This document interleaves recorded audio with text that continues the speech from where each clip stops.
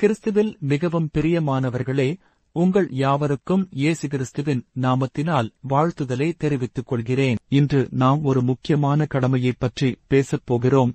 வேதவாக்கியங்களின் உண்மையான அர்த்தத்தை அறிந்து கொள்வது. ஒரு விசுவாசியாக கர்த்தருடைய வார்த்தையை ஆராய்ந்து அதை சரியாக கையாள வேண்டியது நமது பொறுப்பு.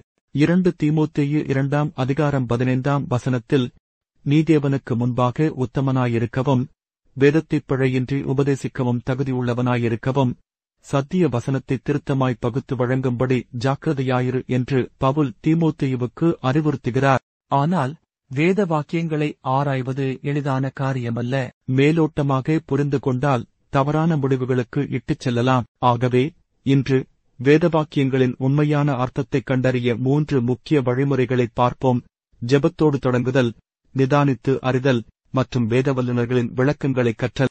வேதாகமம் மனிதர்களால் எழுதப்பட்ட புத்தகம் அல்ல, அது கர்த்தருடைய புத்தகம். அதை புரிந்து கொள்ள நாம் முதலில் பரிசுத்த ஆவியானவரின் வழிநடத்துதலை ஜெபத்தில் தேட வேண்டும். யோவான் 16:13 இயேசு கூறுகிறார், சத்திய ஆவியாகிய அவர் வரும்போது சகல சத்தியத்திற்குள்ளும் உங்களை நடத்துவார். அவர் தம்மாலே பேசாமல் தாம் கேள்விப்பட்டவைகளையெல்லாம் சொல்லி வரப்போகிறவைகளை உங்களுக்கு அறிவிப்பார். பரிசுத்த ஆவியானவர் அப்போஸ்தலர்களை புதிய ஏற்பாட்டை எழுத வழிநடத்தியது போல இன்று நமக்கு வேதவாக்கியங்களை புரிய வைக்கவும் வழிநடத்துகிறார். நீங்கள் ஒரு கிறிஸ்தவராக இருந்தால் பரிசுத்த ஆவியானவர் உங்களுக்குள் வாசம் செய்கிறார். அவர் எழுதிய வேதவாக்கியங்களை நீங்கள் புரிந்து கொள்ள வேண்டும் என்று விரும்புகிறார். ஆகவே வேதாகமத்தை திறப்பதற்கு முன் ஒரு கணம் நிறுத்தி, கர்த்தாவே, உமது ஆவியால் என்னை வழிநடத்தி இந்த வார்த்தைகளின் உண்மையான அர்த்தத்தை புரிய வைப்பீராக என்று ஜெபியுங்கள்.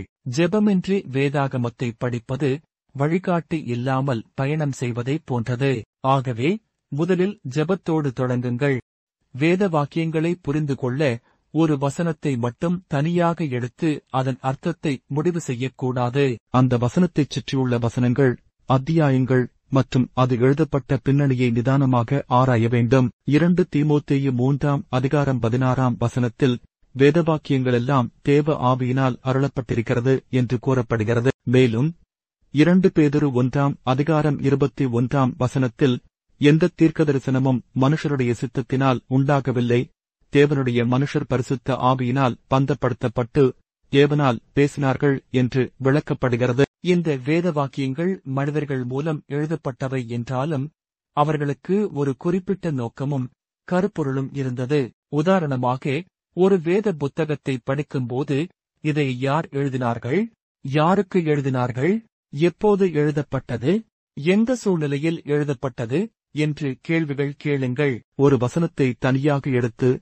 நமக்கு விருப்பமான அர்த்தத்தைச் சேர்ப்பது ஆபத்தானது. உதாரணமாக, எரேமியா 29:11 நான் உங்களுக்கு செழிப்பைத் தருவேன் என்ற வசனத்தை பண செல்வத்திற்கு மட்டும் பொருத்துவது அதன் உண்மையான பின்னணியை மறந்துவிடுவதாகும். ஆகவே ஒவ்வொரு வசனத்தையும் அதன் சூழலில் நிதானமாக ஆராயுங்கள். வேதாகமத்தை தனியாக ஆராய முயற்சிப்பது புத்திசாலித்தனம் அல்ல. மற்றவர்கள், குறிப்பாக வேதவாக்கியங்களை ஆராய்ந்து பல ஆண்டுகள் கர்த்தருக்கு ஊழியம் செய்த வேதவல்லுநர்கள் எழுதிய விளக்கங்களை பயன்படுத்துவது அவசியம். சிலர், நான் பரிசுத்த ஆவியானவரை மட்டும் சார்ந்து எல்லா சத்தியங்களையும் புரிந்து கொள்வேன் என்று அகந்தையுடன் நினைக்கிறார்கள். ஆனால் கர்த்தர் தமது சபைக்கு ஆவிக்குரிய வரங்களை அளித்திருக்கிறார். எபேசியர் 4:11-13 சிலரை அப்போஸ்தலராகவும், சிலரை தீர்க்கதரிசிகளாகவும், சிலரை சுவிசேஷகராகவும், சிலரை போதகராகவும் ஆயராகவும் நியமித்தார் என்று கூறப்படுகிறது.